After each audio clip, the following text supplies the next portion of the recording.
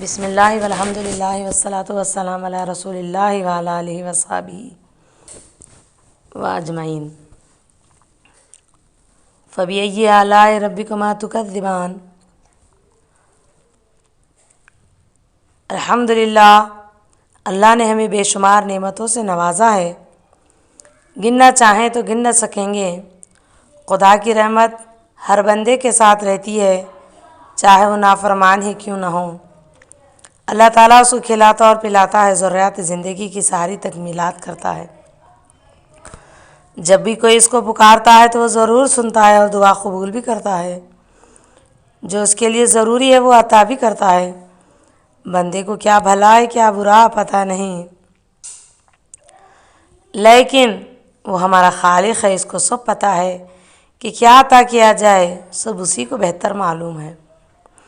ہمیں چاہیے کہ ہم اللہ سے ایسی دعا مانگیں کہ اے اللہ، میرا فلاں مسئلہ ہے، پریشانی ہے، جو میرے حق میں بہتر ہے فیصلے فرما۔ اے اللہ، ہم نہیں جانتے کہ کیا ہمارے حق میں بہتر ہے، تو ہمارے حق میں بہترین منصوبے بنانے والا ہے۔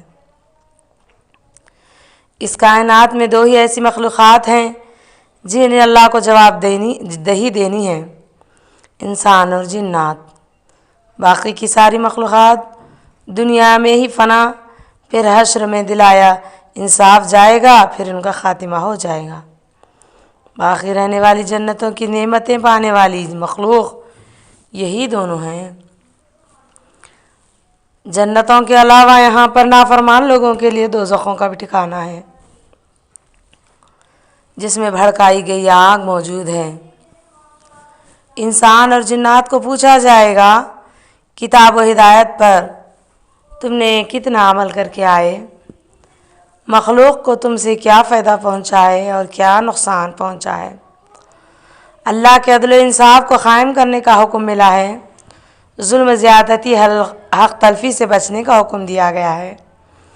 اللہ کی شریعت پر ہم کتنا کاربند ہے، اس کا ہم جائزہ لیں، دیکھیں کہ ہم پورے کے پورے شریعت پر چل رہے ہیں، یہاں کہیں جھول ہے تو اس کو سدھارنے کی زندگی بھر کوشش کرتے رہیں گے اور سدھر بھی جائیں گے انشاءاللہ۔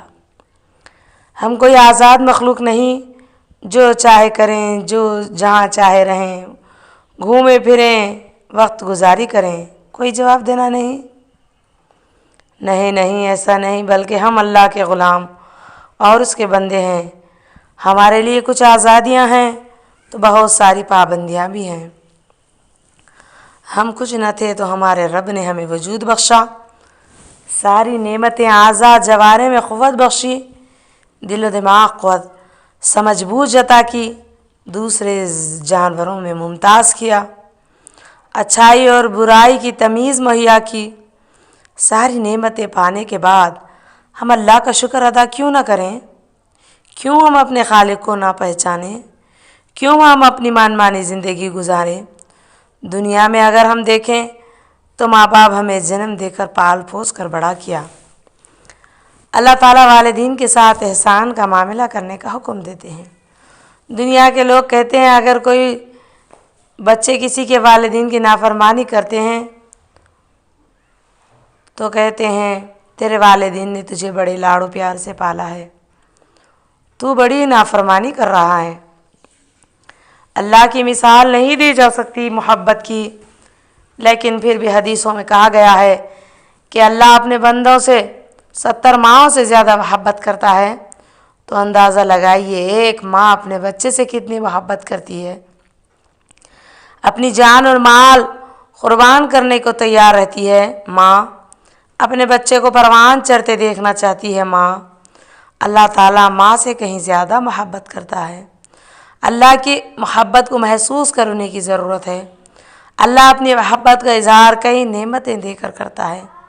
شفیق والدین، استاد، دوست احباب، رشتہ دار، صحت مند جسم، طاقتور جسم، دین کی سمجھ بوجھ، بڑوں کا ادب، عاجزی، انکساری، ریا غرور سے پاک دل و دماغ، خدا شناسی، خود شناسی، یہ ساری نعمتیں اللہ تعالیٰ دیتا ہے، اس کا ہم شکر ادا کرنا چاہیے۔ اور بے شمار نعمتیں ہیں جنہیں ہم گن نہیں سکتے۔ حق تو یہ ہے کہ حق ادا نہ ہوا۔ بندے کو چاہیے کہ اللہ پر توکل کرے، نا امید ہرگز نہ ہو۔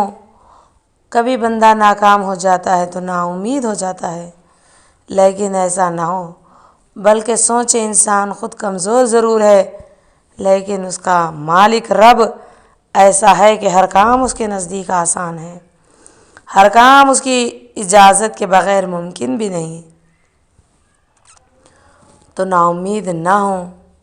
عزیز بہنوں، جب کوئی کام کا اللہ تعالیٰ ارادہ کرتا ہے تو کہتا ہے کہ ہو جا تو وہ ہو جاتی ہے، چاہے دنیا کے سارے جن و انس اس کام کو روکنا چاہے تو روک نہیں سکتے، اور اگر اللہ نہ چاہے سارے جن و انس مل کر کسی کام کو کرنا چاہے نہیں کر سکتے۔